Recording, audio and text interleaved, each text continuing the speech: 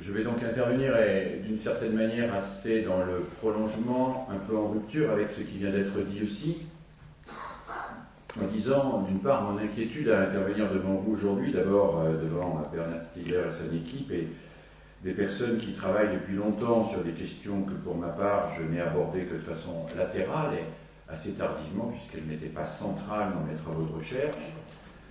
Mon inquiétude aussi de ne pas très bien saisir l'objet très précis de notre débat aujourd'hui, mais je pense que l'après-midi va nous permettre de bien définir cet objet et peut-être d'en faire un véritable objet de débat au sens scientifique du terme. Alors, quelques remarques d'abord pour dire, comme on disait quand j'étais petit, d'où je parle, et indiquer quelques perspectives dans lesquelles je m'inscris. Alors, pour ma part, au jour d'aujourd'hui, je dirais volontiers que je puise ma réflexion à trois sources. Une source assez ancienne qui relève de mes travaux pédagogiques sur l'histoire de la pédagogie et de plus particulièrement ce qu'on a appelé la pédagogie nouvelle, qui naît en 1899 à côté de Londres, à Bochum, et dont le statut est complexe, y compris parce que cette pédagogie nouvelle a donné lieu à la fois à des interprétations libertaires, certaines interprétations très engagées à gauche et des interprétations très libérales aussi, puisque peu de temps après 1899, c'était Edmond de Molins qui fonde l'école des Roches pour incarner l'idéal de la pédagogie nouvelle en France, à côté de Paris, en disant que la liberté dans les études permet que l'on fasse émerger plus vite les élites et les meilleurs chefs. Nous sommes donc dans une pédagogie qui, à la fois, se veut une pédagogie de la subversion, mais qui, en même temps, porte en elle, sans aucun doute, un certain nombre de bribes ou d'éléments qui relèvent déjà de ce néolibéralisme que vous évoquez.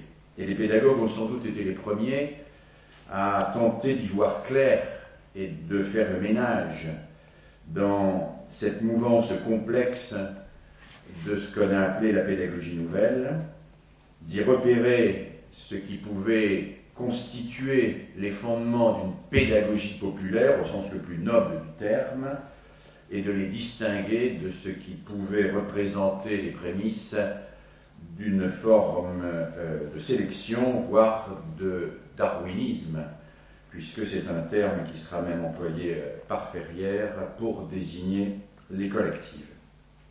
Donc je me suis intéressé depuis très longtemps à cette tradition, et j'ai essayé de comprendre à travers les textes qu'est-ce que ça pouvait être le discours pédagogique et comment il avait fonctionné, comment il avait promu un certain nombre de pratiques et pourquoi il nous fallait interroger à la fois ces discours et ces pratiques.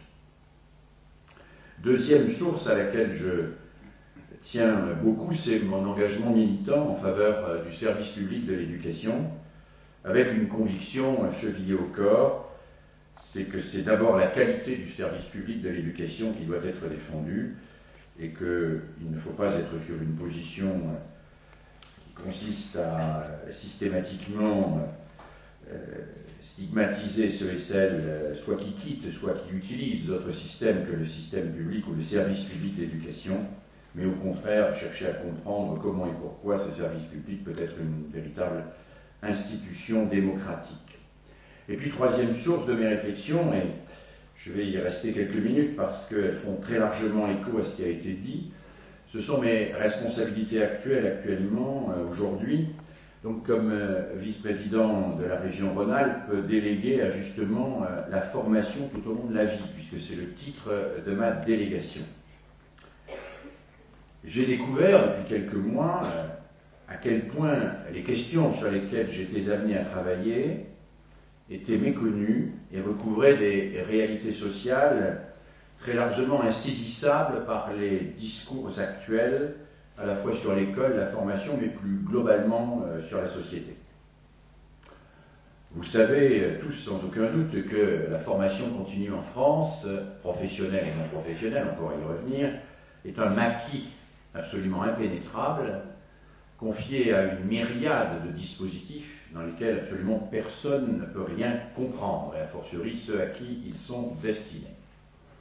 Pour faire gros, il y a une partie de la formation permanente qui relève du droit des entreprises, de ce qu'on appelle le 1% formation, et qui est donc régie à l'intérieur de l'entreprise, dès lors qu'il s'agit d'une entreprise privée, bien sûr, par des règles relativement simples, même si elles donnent lieu parfois à des conflits, discussions en comité d'entreprise, décisions et utilisation du budget formation en fonction de l'entreprise. Bien évidemment, l'État est très loin de pratiquer pour ses propres entreprises le 1% formation. D'après nos dernières informations, il est à 0,2% de formation pour son propre personnel. Il impose donc aux entreprises privées des critères qu'il est absolument incapable de réaliser dès lors qu'il s'agit de lui.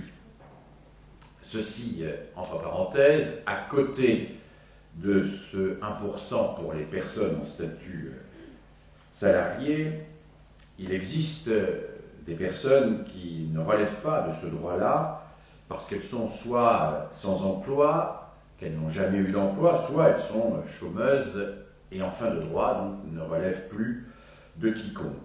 Et ce sont les régions qui disposent de la compétence pour ce public particulier qui globalement comprend les jeunes sans qualification et qui n'ont jamais travaillé, les chômeurs en fin de droit et les personnes qui ont interrompu leur activité professionnelle depuis suffisamment de temps pour ne pas pouvoir être pris en charge par Pôle emploi. Or là, nous étions devant un régime qui était très largement régi par le principe de la subvention. Le principe de la subvention consistait à donner à un certain nombre d'organismes, soit semi-publics comme l'AFPA, soit associatifs, soit publics comme les Greta, des subventions qui étaient affectées au titre de conventions passées entre ces organismes et les régions. Excusez-moi, je ne vais pas être très technique, mais juste illustrer quelques éléments qui ont été évoqués. Nous sommes soumis depuis 3 ans, pour l'ensemble du marché de la formation, dans le cadre du droit européen, à la règle dite des marchés publics. Cela veut dire que nous mettons toutes les formations en marché. Conséquence numéro 1, qu'on peut juger assez saine, cela évite de financer par le biais d'associations écrans des partis ou organisations politiques qui ne faisaient de la formation que pour subventionner leur propre fonctionnement. C'est une réalité. La première réalité des marchés publics, c'est que ça épure le copinage, assez largement. Et il faut bien dire qu'à ce titre, c'est plutôt une bonne chose. C'est plutôt une bonne chose.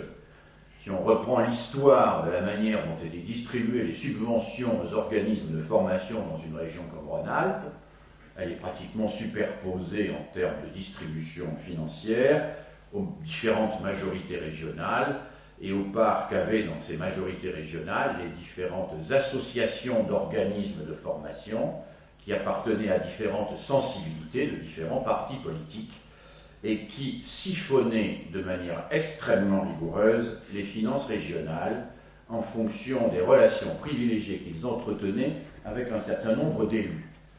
Alors arrêtons de nous cacher derrière notre petit doigt et de nous dire qu'avant c'était bien, qu'avant les marchés c'était bien, et qu'avant les marchés nous étions dans une transparence rigoureuse qui permettait à un État républicain de répartir la formation en fonction des besoins des citoyens. Nous étions dans l'arbitraire, le plus total. D'une certaine manière, la règle des marchés publics est grave, puisqu'elle dit la formation est une marchandise, marché public. Elle ne nous dit pas prenez systématiquement le moins disant, elle nous dit prenez le mieux disant, mais soumettez la totalité au marché public, y compris les institutions de services publics, que sont les Greta des lycées par exemple, ou les institutions qui étaient jadis de services publics, comme l'AFPA, qui ensuite ont fonctionné sur le registre de la subvention et qui aujourd'hui sont soumises au marché public et doivent candidater dans les marchés publics comme tout le monde. Alors, les régions sont coincées aujourd'hui. Elles sont coincées devant une situation internationale, européenne, qui les oblige à mettre en marché public les formations et qui les oblige à faire rentrer ces formations dans les logiques qui viennent d'être évoquées par mon collègue. L'enjeu, quel est-il? Très concrètement, pour l'élu que je suis, ce n'est pas de rêver à un passé qui aurait été meilleur que le présent, c'est de tenter de construire des outils qui peuvent permettre d'inventer des nouvelles formes de services publics, faisant en sorte que cette formation soit réellement démocratique et serve de fait les publics qui en ont le plus besoin. En Rhône-Alpes, c'est 40 000 jeunes de 16 à 25 ans, sans emploi, ni stage, ni formation. En Rhône-Alpes, selon une enquête que j'ai faite faire récemment, pour ces 40 000 jeunes de 16 à 25 ans, c'est 31 mois et demi d'errance entre la sortie du système scolaire et la première fois où ils se présentent à une mission locale. 31 mois et demi d'errance. On en fait des choses pendant 31 mois et demi d'errance. Ce sont des chômeurs par centaines de milliers, licenciés tous les jours, en fin de droit, sans aucune lisibilité de ce à quoi ils peuvent prétendre. Alors par rapport à cela, nous avons de vrais enjeux qui ne peuvent pas être simplement du registre de la pétition de principe.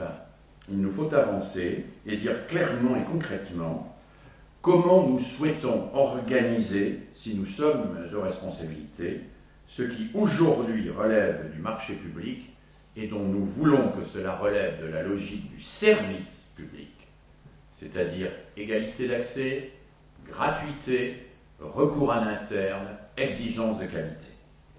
Comment faire dans ce paysage aujourd'hui, sans revenir à l'arbitraire de jadis, pour organiser une société des savoirs et de la formation qui correspondent aux exigences de service public. Alors, je ne vais pas vous infliger un long développement sur les avantages réciproques de la délégation de service public et du mandatement avec octroi de droits spéciaux dans le cadre des SSIG européens. Mon collègue, d'ailleurs, pourrait faire allusion, parce que je suppose que c'est des questions qu'il connaît bien, mais il sera d'accord sans doute avec moi pour dire que nous n'avons pas les outils, aujourd'hui, dans un pays comme la France, pour rétablir une logique de service public dans des domaines comme celui de la formation et de l'éducation, et que ces outils restent à construire, Alors si je me suis permis de dire cela, c'est parce que ça n'est pas tout à fait étranger à ce que je vais dire par la suite. Deuxième série de remarques, et là aussi je m'appuierai sur ce qui vient d'être évoqué.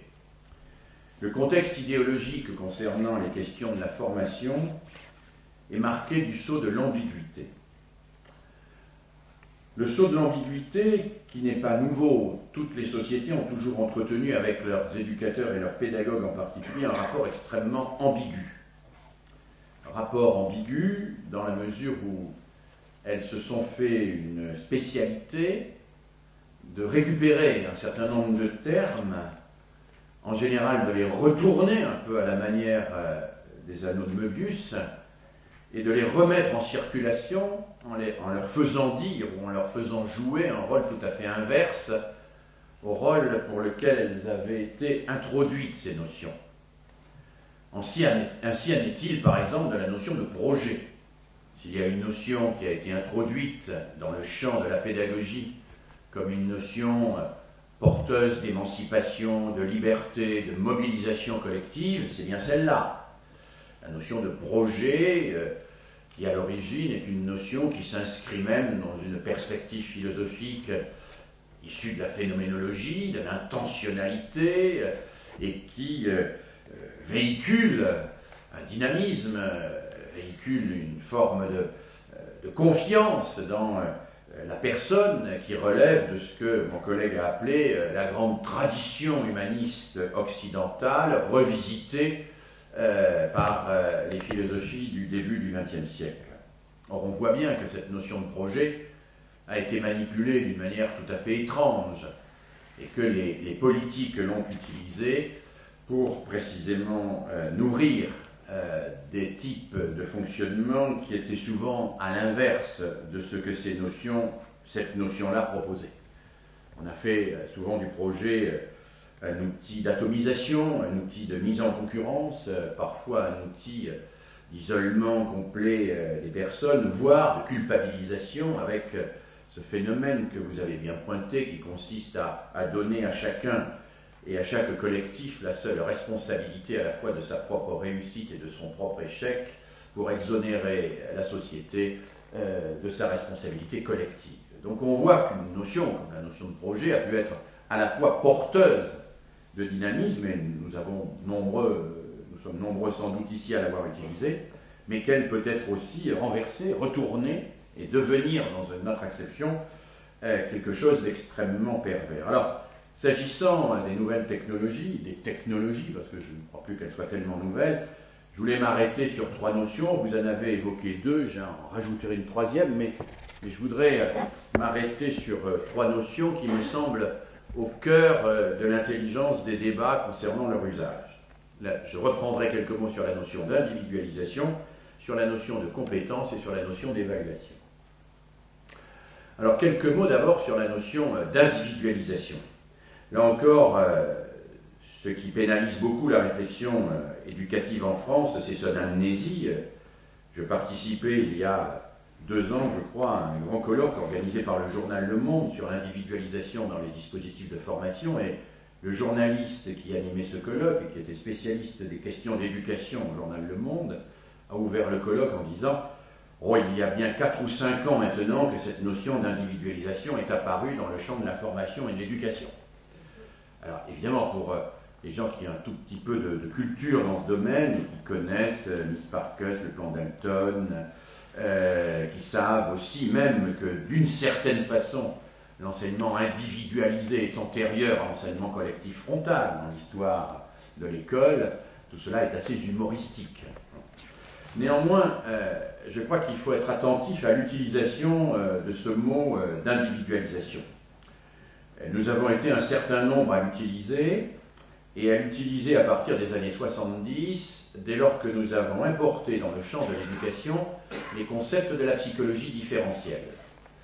C'est-à-dire l'idée qui s'était répandue à travers les travaux de Witkin aux États-Unis, puis un certain nombre de travaux menés en France, que nul n'apprend tout à fait de la même manière. Il y a les dépendants et les indépendants par rapport au champ, il y a toute une série de variables qui font que il n'y a pas, selon le fameux postulat de Burns, 2 individus qui apprennent de la même manière.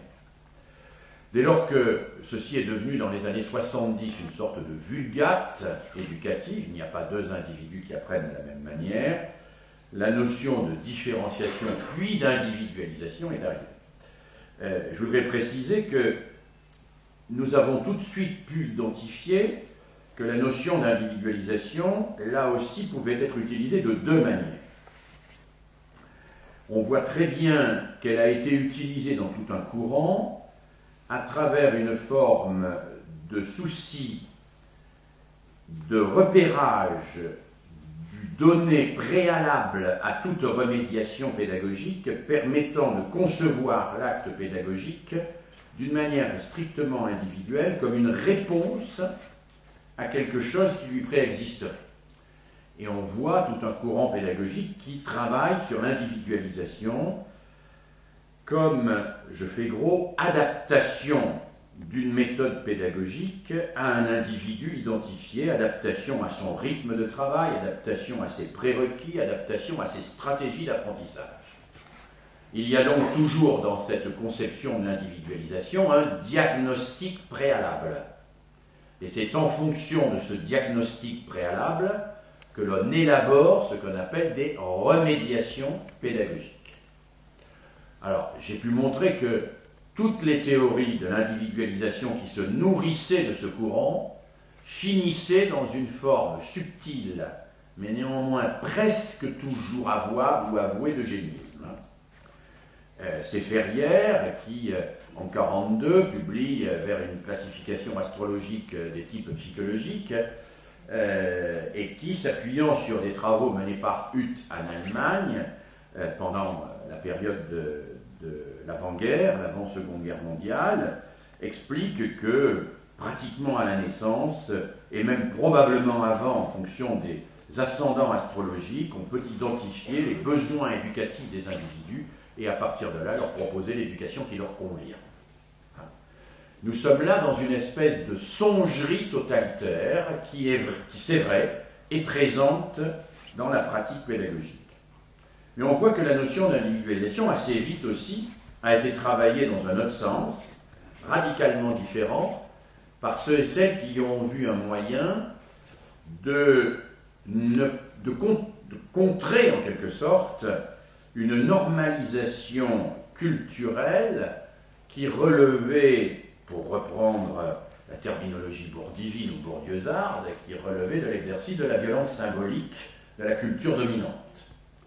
Et on voit qu'à côté de ceux et celles qui ont nourri leurs travaux sur l'individualisation d'une sorte de psychologisation qui finit dans l'ontologisation de l'individu, il y a tous ceux qui voient dans l'individualisation un moyen de subvertir la fatalité, au contraire, de corriger ce qui peut relever de la nécessité sociale et d'ouvrir les perspectives et les horizons par un accompagnement qui va permettre à chacun de ne pas rester enfermé dans ce à quoi il serait prédestiné. Alors si je me permets de dire cela à propos de la notion d'individualisation, c'est parce que je crois que les nouvelles technologies, telles qu'elles sont utilisées aujourd'hui, eh bien, sont directement interrogées et qu'une des questions que le pédagogue a à poser, c'est quand vous parlez, madame, monsieur, à partir des nouvelles technologies, d'individualisation, de laquelle parlez-vous? Parlez-vous d'une individualisation qui renvoie à l'enfermement ou d'une individualisation qui permet l'ouverture, qui permet la découverte? Êtes-vous dans une logique qui va rechercher en permanence un amont et un amont de l'amont et un amont de l'amont de l'amont, ce qui relèverait de la nature profonde de l'individu pour s'adapter à lui, avec toutes les dérives que nous connaissons, ou travaillez-vous sur l'individu en tant que vous vous offrez de lui offrir des perspectives nouvelles qui subvertissent tous les enfermements dans lesquels il a pu vivre.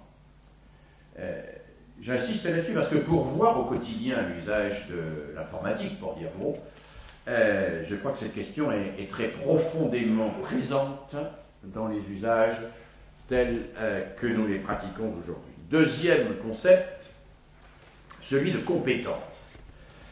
Le concept de compétence, je ne vais pas vous infliger un long exposé sur la différence et sur tous les paradigmes, compétence, performance, compétence, capacité, but, objectif, compétence, etc. Enfin, il y a une multitude de distinguos sur lesquels la pédagogie a beaucoup travaillé. Ce qui, pour moi, est très irritant, évidemment, c'est de voir sortir un livret de compétences, qu'il soit écrit ou électronique d'ailleurs, qui mélange d'une manière absolument affligeante des niveaux, des concepts, toute une série de choses qui ont été distinguées depuis très longtemps, sur lesquelles nous avons stabilisé un minimum de vocabulaire, par des gens qui considèrent aussi bien comme compétence la capacité de mettre un point à la fin d'une phrase ou d'avoir l'esprit inventif en face d'une situation nouvelle. Enfin, nous sommes devant une sorte de gloubi-boulga épistémologique avec la notion de compétence telle qu'elle est utilisée aujourd'hui, qui pour un chercheur un tout petit peu rigoureux, je ne dis pas un spécialiste des taxonomies, mais un chercheur un tout petit peu rigoureux est totalement affligeante. On en arrive à se demander pourquoi Desnos, Bloom, Gagné ont travaillé, même pourquoi Piaget, d'une certaine manière, la notion d'opération mentale est utilisée en dépit du bon sens, etc., etc. Passons, nous sommes là devant une espèce de vulgate qu'il faut interroger et il faut se demander, dans le prolongement de ce que vous disiez, pourquoi l'utilisation de cette notion de compétence. En réalité, c'est l'utilisation, on va dire, fonctionnelle de la notion de compétence qui importe plus encore que son utilisation épistémologique. Le chercheur est agacé par l'usage approximatif du terme, mais le pédagogue est agacé par l'utilisation que l'on en fait. Pour faire gros, et là encore il faudrait être bien plus détaillé, la notion de compétence est mobilisée essentiellement pour refaire en permanence triompher le référent behavioriste dans le système scolaire.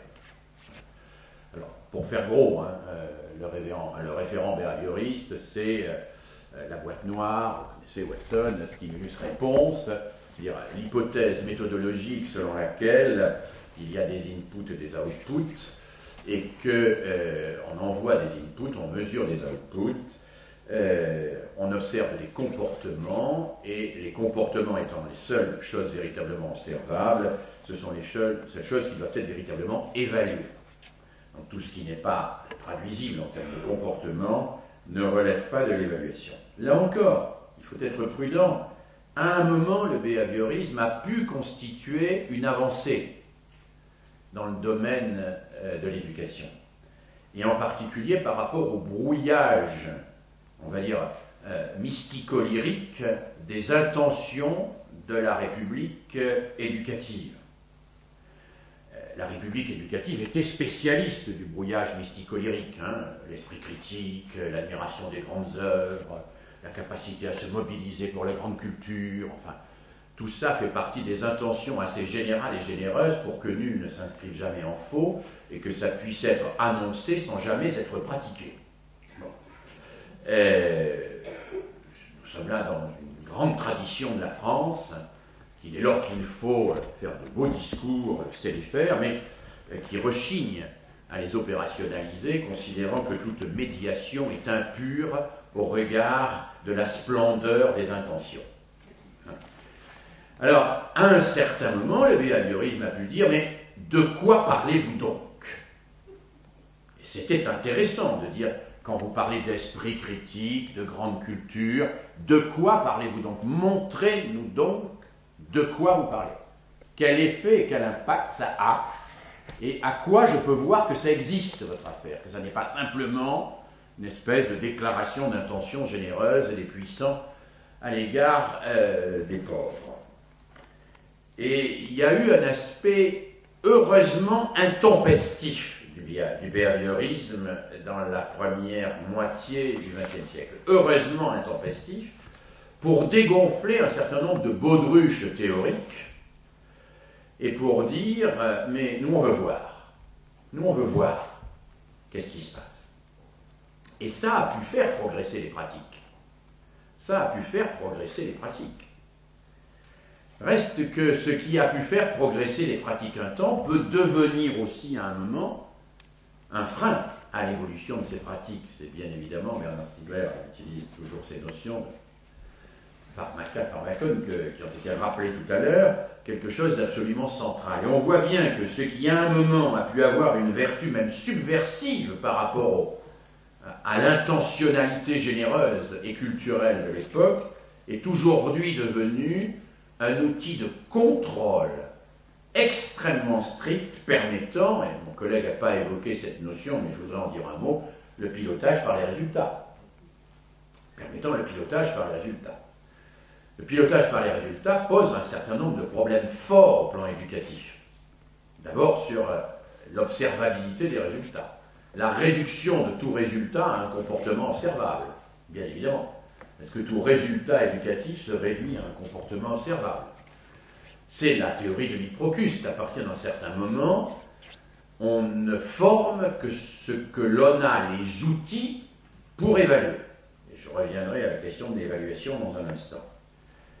C'est-à-dire que ce que l'on peut voir et que ce qui entre dans un référent behavioriste explicite. Et nous voyons bien aujourd'hui que ce behaviorisme tel qu'il est en train de ressurgir et de triompher dans le système éducatif est porteur d'une évacuation de la notion même de culture et plus encore que cela, probablement porteur d'une évacuation de la notion même de pensée. Et qu'à ce titre, nous sommes interrogés très fortement par son usage systématique tel qu'il apparaît aujourd'hui dans les technologies de l'information et de la communication. Donc, deuxième question, après celle de l'individualisation, posons aussi la question à ceux qui utilisent ces technologies de l'information et de la communication. Certes, peut-être ne pouvez-vous faire que utilisez des référents behavioristes, mais le faites-vous pour dégonfler les baudruches de la violence symbolique de ceux qui ne veulent pas dire ce qu'ils font pour mieux continuer à faire ce qu'ils ne disent pas, c'est-à-dire de la sélection. C'est au fond ce que disait Bourdieu, hein, ceux qui ne veulent pas dire ce qu'ils font pour mieux continuer à faire ce qu'ils ne disent pas. Donc ça, il faut continuer à le travailler, à le repérer, j'allais dire même à le pister au quotidien. Hein. Notre société est particulièrement friande des déclarations d'intention générales et généreuses qui ne sont pas faites pour inspirer les pratiques, mais pour les camoufler. Donc, gardons notre caractère intempestif de celui qui regarde ce que ça produit. Mais en même temps, soyons très attentifs à ne pas sombrer dans un pilotage de la société et de l'éducation par le behaviorisme à travers les nouvelles technologies. Les nouvelles technologies pourraient devenir une espèce de cheval de Troie d'un behaviorisme triomphant, à l'instant même où d'ailleurs, à côté, on affiche des théories que l'on dit constructivistes. Je n'ai pas le temps d'aller plus loin dans cette affaire-là, mais si j'avais le temps, je pourrais reprendre les analyses très stimulantes de quelques amis genevois qui montrent que ce que les didacticiens, je ne dis pas les pédagogues, je dis les didacticiens appellent le plus souvent le constructivisme, n'est qu'un habillage du behaviorisme, et que c'est en réalité du behaviorisme maquillé en constructivisme. Hein. Nelly Perret-Clermont montre cela très très bien. Donc individualisation, attention, compétence, attention, évaluation, attention. Là aussi, je crois qu'il faut être nuancé. L'évaluation a été et reste absolument indispensable. Il n'y a pas d'apprentissage et de formation sans évaluation. L'évaluation est même un droit de tout apprenant. Récemment, une association d'éducation populaire a lancé une pétition pour la suppression des notes à l'école primaire. J'ai, pour ma part, refusé de la signer. J'ai refusé de la signer, non pas parce qu'il n'y avait pas un certain nombre de choses exactes dans cette pétition, il y avait des choses exactes, mais parce que cette pétition était rédigée sur un registre, on va dire, compassionnel à l'égard de l'enfant, qui peut s'expliquer dans une perspective purement psychologique, mais pédagogiquement, elle n'affirmait pas clairement le droit à l'évaluation pour l'enfant pour progresser dans son travail, et elle n'affirmait pas clairement que si toute évaluation n'est pas une notation, la notation peut fonctionner comme une véritable évaluation aussi. Et que le problème n'est pas de discuter éternellement de savoir si la notation est bonne ou mauvaise, c'est de savoir si la notation est une bonne ou une mauvaise manière de faire quelque chose qui est nécessaire, qui est d'évaluer. Et d'évaluer pour faire progresser. Donc l'évaluation est quelque chose de compliqué. À certains égards, nous avons besoin d'une évaluation qui progresse, et qui progresse y compris dans des sens que j'ai cru comprendre vous désapprouviez. Par exemple, moi je défends la validation des acquis de l'expérience. Et je la défends fermement parce que c'est pour moi un progrès très fort en termes de capacité qu'une société se donne à identifier des acquis qui n'ont pas été valorisés ou construits dans les institutions académiques traditionnelles. Et je défends le développement de la VAE, avec une résistance absolument extraordinaire, évidemment, des universités, qui ne comprennent pas cela, avec des arguments que je considère comme idiots pour certains, mais d'autres qui relèvent justement de ce que disait mon collègue. La VAE, c'est entrer dans la segmentation, c'est entrer dans une sorte d'identification des savoirs en termes de capitaux que l'on enchasse, de capitalisation des acquis, ce qui revient à concevoir la formation sur une logique marchande. C'est un discours que j'entends sur la VAE. Alors, où j'en suis moi, parce que on voit bien que l'informatique est très sollicitée sur cette question. J'en suis à l'idée que, là encore, notre travail, c'est d'interroger l'utilisation de l'évaluation plutôt que de dire qu'on est pour ou qu'on est contre, d'interroger l'utilisation des fameux référentiels de formation et de les interroger pour voir si oui ou non ils sont des outils pertinents grâce auxquels des individus peuvent s'approprier des savoirs et accéder non seulement à des compétences au sens exact du terme, mais aussi construire des identités professionnelles. Une des grandes impostures du référentiel de compétences en termes professionnels, c'est qu'il sous-entend que l'identité professionnelle est réductible à la somme des compétences nécessaires pour exercer le métier. Évidemment, il faut. Il y a des compétences nécessaires pour exercer un métier, au bon sens du terme, mais l'identité professionnelle n'est en rien la seule somme des compétences nécessaires à exercer le métier. C'est la capacité à se saisir d'une manière très particulière et avec un projet culturel spécifique de ces compétences dans un rapport que l'on entretient avec les choses et le monde, ce qui n'a rien à voir avec la simple juxtaposition de compétences. Mais là encore, interrogeons les outils qui sont à notre disposition et demandons-nous, est-ce que ces outils sont au service d'une promotion, d'une émancipation, d'une démocratisation de l'accès au savoir ou d'une marchandisation libérale des connaissances?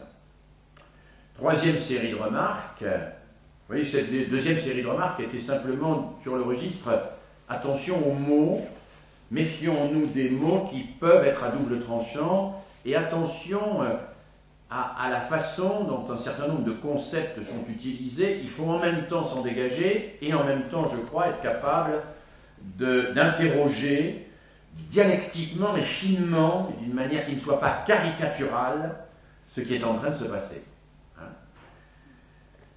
Je pourrais faire le même travail sur d'autres notions qui concernent moins les nouvelles technologies, mais la notion d'alternance, par exemple, la notion, relève du même type de travail de désimbrication idéologique et pratique de ce qui est émancipateur dans les pratiques visées et de ce qui, au contraire, dans ces pratiques-là, est assujettissant. Je pense que cette désimbrication des pratiques émancipatrices par rapport aux pratiques assujettissantes est une des tâches que vous vous donnez et qui, moi, me tient à cœur. Alors, troisième série de remarques très rapide, j'ai aucune idée du temps que j'ai pris ni du temps qui me reste. Comme bon, alors, ok. Troisième série de remarques, c'était la plus longue, donc je vais essayer de la résumer le plus rapidement possible. C'est celle dans laquelle je me sens le plus à l'aise. C'est une entrée plus délibérément pédagogique. Alors, je vais aller très vite, je vais juste vous indiquer des têtes de chapitre. C'était à quelles conditions, du point de vue pédagogique dans lequel je me place, en observant les situations de classe, l'usage des technologies peut-il participer dans l'école à l'émergence de la pensée? Voilà. Pédagogiquement, à quelles conditions l'usage des technologies peut-il participer dans l'école à l'émergence de la pensée? Quelque chose qui, me semble-t-il, est une question qui nous occupe tous. Alors, j'avais identifié 4 grandes conditions pédagogiques, mais je me situe sur le plan pédagogique. Là, Première condition, à condition que le rapport à l'objet soit ressaisi dans une logique d'institution et non dans une logique de service. Pour faire gros, mais je vais être très caricatural, le cinéma est une logique d'institution, la télé est posée dans la pièce et quand on regarde avec la télécommande est une logique de service. La logique d'institution est une logique dans laquelle il y a un cadre construit, qui est un cadre institué et instituant, qui construit des postures mentales structurées par l'institution et assujetties à ce que l'institution se propose de transmettre. Le cinéma est une institution. Alors, entendez-moi bien, je n'entends pas au sens politique ici, mais au sens pédagogique. En revanche, vous posez une télévision au milieu d'une pièce, vous mangez, vous téléphonez, vous êtes dans une logique de service, c'est-à-dire que vous faites autre chose, vous vous branchez quand vous parlez, etc., etc. Voilà, vous êtes dans une logique de consommation et non pas d'institution. Alors, je me situe là du point de vue de la classe. La classe était dans une logique d'institution, elle est passée dans une logique de service. C'est-à-dire que l'élève allait en classe comme il allait au théâtre, au cinéma, il s'asseyait, il attendait, il se levait à la fin, Il est aujourd'hui dans une logique de service, il arrive, il s'assoit, il y a un truc qui cause, il fait son travail, il s'occupe d'une multitude de choses, et de temps en temps, il se branche en disant tiens, c'est pas con ce qui se dit, mais c'est vraiment dommage qu'ici on ne puisse pas changer de chaîne. C'est une logique de service. Hein? Dans cette logique de service, le gros problème pour l'immense majorité des élèves, c'est qu'ils ne savent pas s'ennuyer poliment. Il n'y a pas eu de modification sensible de l'augmentation de l'ennui dans les écoles. Si vous lisez l'article ennui du dictionnaire de pédagogie et d'instruction publique de Ferdinand Buisson, il est terrible. Il dit nos établissements scolaires suintent d'ennui, il y a de l'ennui partout, tout le monde s'ennuie tout le temps, etc. Mais il conclut avec cette phrase que je trouve absolument superbe: quel bonheur que les parents aient appris à leurs enfants à s'ennuyer poliment à l'école.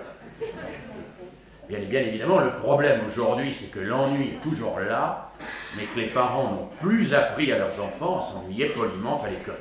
Donc on s'ennuie autant, mais on n'a pas la politesse de celui qui s'ennuie sans le faire savoir.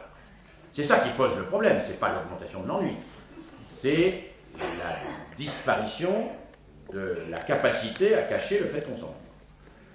Et donc, comme on est dans une logique de service et non pas d'institution, les nouvelles technologies se sont installées dans cette logique de service. Je pense que du point de vue pédagogique, et en prenant bien le mot institution dans le sens que je viens de vous indiquer, l'enjeu, c'est, me semble-t-il, de réinstitutionnaliser l'écran.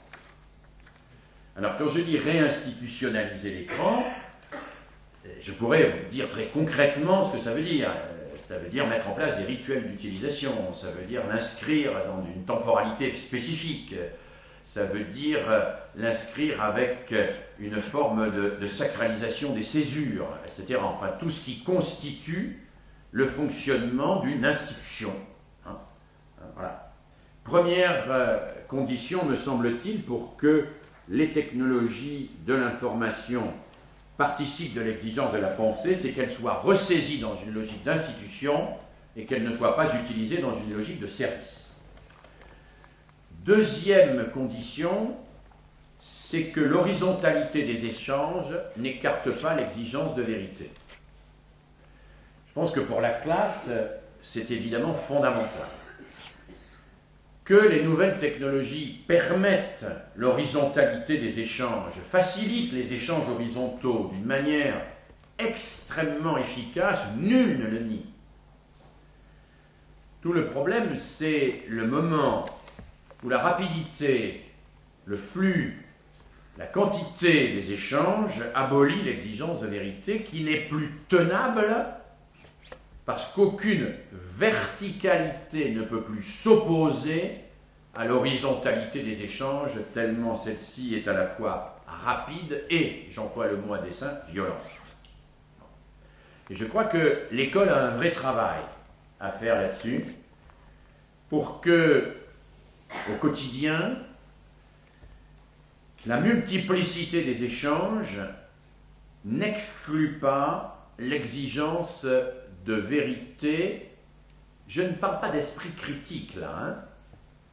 L'esprit critique me semble être une forme de nébuleuse néoclassique facilement manipulable. Je parle beaucoup plus précisément d'exigence de précision, de vérité, de justesse, d'exactitude. C'est-à-dire cette espèce d'exigence qui fait qu'on ne se satisfait jamais de l'à peu près, qu'on ne se satisfait jamais d'une information incomplète, du fait qu'elle n'est pas vérifiée, etc. Ce qu'un pédagogue célèbre, que j'aime beaucoup, considérait comme la vertu cardinale de la pensée, qu'il appelait la probité. La probité, ne pas dissimuler une partie de la vérité, par exemple, dès lors qu'elle dessert votre cause. C'est de la probité. Je pense que nous sommes là au cœur de quelque chose d'absolument essentiel. Réinstituer l'exigence de vérité, ou on va dire de probité intellectuelle, dans une horizontalité des échanges qui nous assaille de partout et qui devient massivement surdéterminante.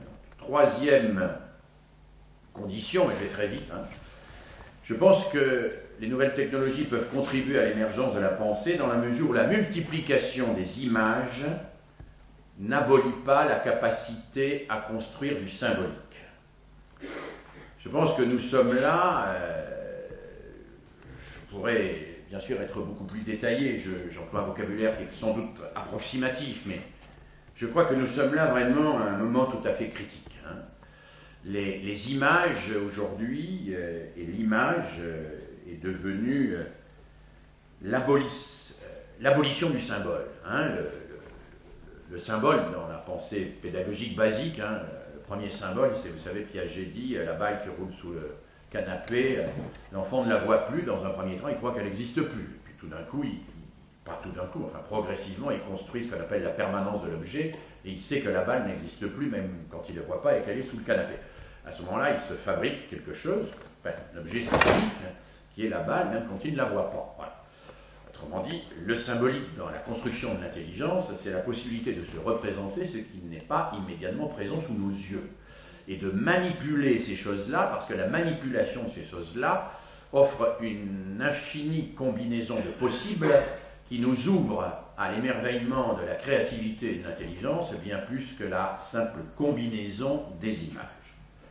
Or, je crois que les technologies de l'information et de la communication sont dans une surenchère permanente d'images qui finissent par abolir le symbolique. Tout voir, tout savoir, et tout voir en simultané avec cette espèce de matrice du panopticon que Van Pham n'avait jamais sans doute imaginé aussi bien réalisé dans le loft. Hein, cette espèce d'obscénité du tout voir, à tel point que quand tout est montré, il n'y a plus rien à penser. Il n'y a plus rien à penser, il n'y a qu'à s'adonner à la sidération du toujours plus en voir. Voilà. Et je crois qu'un certain nombre d'enfants, de jeunes aujourd'hui, sont dans le voir, dans la sidération de l'obscénité du voir, et sont ainsi bloqués dans l'accès à la pensée symbolique. Ça ne veut pas dire, je vais très court, hein, qu'il n'y a pas de symbolique dans l'image. Hein, mais c'est autre chose. Hein. Si j'en avais le temps, je pourrais expliquer cela plus longuement, mais on y reviendra peut-être pendant le débat. Et puis, quatrième condition, me semble-t-il, pour que l'utilisation des technologies à l'école permette l'émergence de la pensée, c'est que cette utilisation ne fasse pas oublier les fondamentaux anthropologiques de l'entrée dans l'écrit. Et je rejoins ce qui a été évidemment dit tout à l'heure, l'entrée dans l'écrit comme étant structurant, alors disons les choses très vite parce que nous n'avons pas beaucoup de temps, de l'humaine condition, comme disait Montaigne. Je crois que l'entrée dans l'écrit est quelque chose d'absolument, quand je dis formateur, c'est tout à fait anecdotique, c'est bien insuffisant, mais fondateur, absolument fondateur de la construction du sujet dans le collectif. Sujet dans le collectif, je mets bien les deux. Or, il y a un problème sur le statut de l'écrit dans l'utilisation qui est faite aujourd'hui des nouvelles technologies. Parce que dans ce statut de l'écrit, on confond en permanence le signal et le signe. Alors, je vais aller très vite là aussi, parce que ça mériterait de longues explications, mais le signal a toujours existé. Hein, les gens qui s'inquiètent parce que les jeunes envoient des textos, un texto n'est pas fondamentalement différent de ce qu'était un télégramme. Quand ma grand-mère recevait arrive 8h demain, viens chercher gare.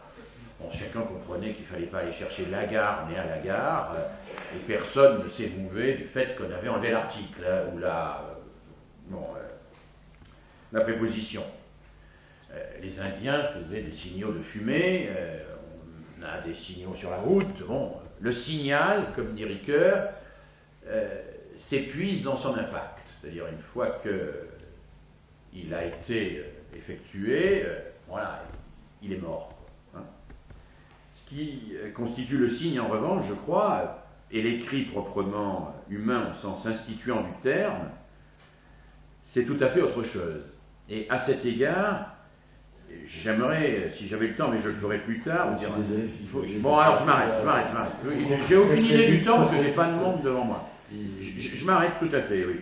Donc, alors, je vais très vite pour dire que L'usage de l'écrit qu'il faudrait analyser dans le mail, qu'il faudrait analyser dans le chat, qu'il faudrait analyser, me paraît aujourd'hui être interrogé du point de vue de l'école pour savoir s'il est dans la reproduction permanente et compulsive de signaux, ou s'il est dans l'entrée réellement dans l'écrit et dans le signe, avec 4 conditions qui me paraissent constitutives de l'entrée dans le signe. Le sursis, c'est-à-dire le signe, c'est pas tout de suite, on prend le temps de relire. La pérennité, le signe écrit, c'est ce qu'on ne peut plus corriger, contrairement au propos oral, parce qu'on n'a pas l'autre en face de soi. L'interaction entre soi et autrui, et surtout, quelque chose qui me paraît fondamental et qui me paraît être générateur de l'échec d'une immense majorité d'enfants et induit par un certain usage des nouvelles technologies, c'est le fait que l'entrée dans la langue, c'est la découverte que les contraintes de la langue sont des ressources pour la pensée. Et que le fait que l'immense majorité des élèves n'ait pas accédé ou n'accède pas à cette découverte fondatrice que les contraintes de la langue sont des ressources pour la pensée, est quelque chose qui me paraît extrêmement préoccupant et par rapport à quoi l'école a, je crois, un devoir de résistance. Et je mets le terme de résistance ici dans sa forme à la fois philosophique mais aussi politique. Voilà.